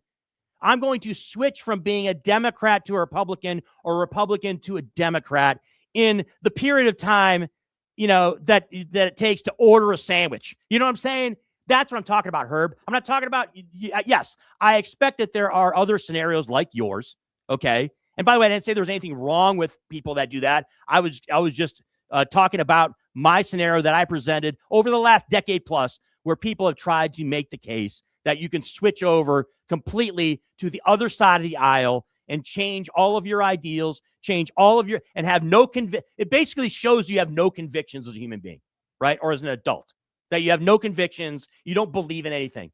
Because you can't believe in everything or switch from one side to the other side and have conviction. You can't. You just can't. So that's what I was talking about, Herb. I'm not talking about specific situations like you, where apparently, I guess you've had a long life where you've had experiences and you switched over because you became more aligned with the beliefs that they have on that side of the aisle. We're going to close things out. It's on the verge, folks. Valentine's Day is on the way. It's coming, folks.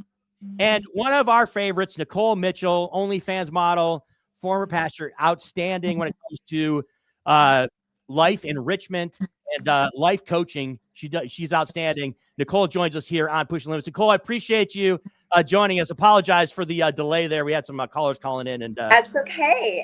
I'm glad I can bring the happiness, the lightness, the Valentine's vibe. So thank you for having me, Chris. Absolutely. So, Nicole, we're on the verge of Valentine's Day. This is a weekend, and it is a day where opportunity to have romantic ventures for your loved ones, your significant other, someone you want to be your significant other, right? Or possibility of going out there and maybe finding a significant other. And there's so many ways to do that now, right? Here in 2026 with all the options on the web and across the board, right? But what does Nicole Mitchell feel when Valentine's Day rolls around and it's a time to kind of celebrate relationships across the board? I love love. I love celebrating love. I love being loved. I love being loved. And so I always encourage people when it's this weekend, there's so much pressure that you have to have a partner or you need to make it super romantic. But like my first priority for love weekend or love day, Valentine's Day, is to make sure I feel loved. So I fill my bucket. I get together with my girlfriends. I'm going to treat myself out to a nice meal. I'm going to go get myself a massage. Like I'm going to do something to make me feel like I'm loved by loving myself. Then I'm either going to go out and go on a blind date, or then I'm going to go out and see if I can meet someone because I'm open to it. Or, you know what I mean? It's like fill your cup first and then go be brave. And if you don't have a partner, and go meet someone and like take some risks this weekend. Like let it be a fun weekend apart from all the messaging of what it should look like. Make it for you and about you. Yeah, and so much of this too is about people that are actually couples now, right? Obviously, whether you're boyfriend, girlfriend, whether you're husband and wife, whether you're whether you're wife and wife, right, or husband and husband, right? It's an opportunity. It's really kind of about the celebration of your love, right, and people being able to get out there, as opposed to, I mean, it's a special day in that way, right, where people can kind of celebrate the opportunity that you were able to find love and that you were able to find a life partner, a soulmate in some way, shape, or form. And that's, to me, that's what kind of encompasses Valentine's Day, is the ability to celebrate that type of Yes, like it's just a good reminder. Like we should be celebrating our love every day. But I'm someone who really appreciates holidays because I live a very busy life. I live a very full life. It's so easy to not slow down and savor. And so when there's a holiday like this, it's like, hey, this is your reminder to like make sure you're communicating to your loved one how much you love them.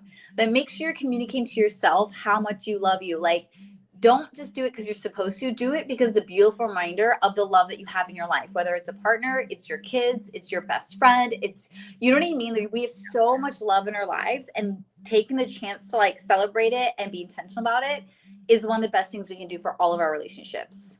No question about it. And look, Nicole Mitchell joining us here on Pushing the Limits. She's tremendous when it comes across all social media platforms. You're very active, obviously, when it comes to Instagram, when it comes to a lot of the platforms. But talk to us, because you're going to be actually out touring and giving an opportunity for people to be out there and to get a chance to meet you up close and personal. And that's something that I'm sure you have to be very proud about.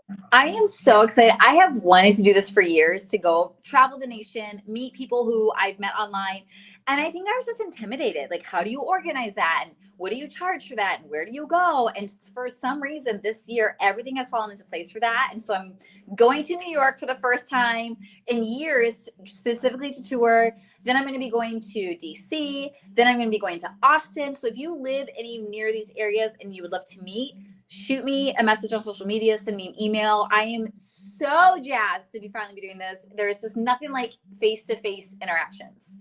Anyway, so Numchuck, so she doesn't get stuck here in Vegas having to hang out with Shapiro, right, on a regular basis. I'll come to Vegas. Right? I love Vegas. I'll come there anytime. Chap's a little bit under the weather, Nicole, so I had to jump in for him today. Oh, poor guy. I'm sure he's going to find a way. He's to hang out with his lady this weekend and maybe bounce around. I'm thinking he'll get some kind of Vegas vibe thing going on for Valentine's Day. I'm sure he's very well connected.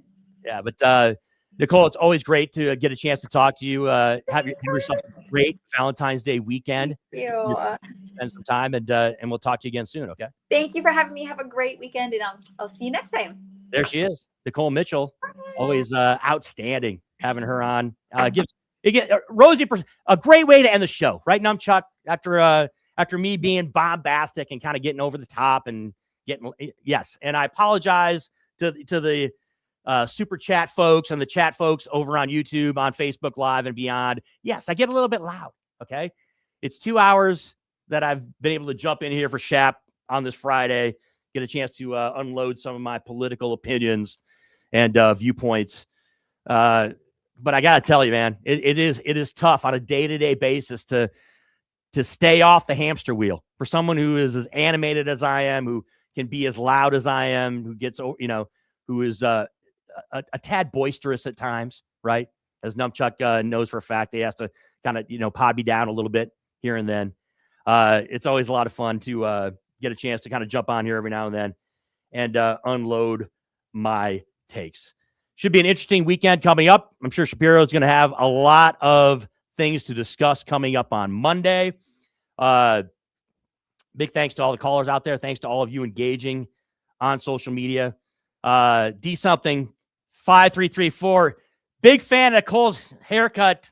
Numchuck says she looks good. Friday the 13th, right? It's interesting when it's always the 13th of Friday, folks out there.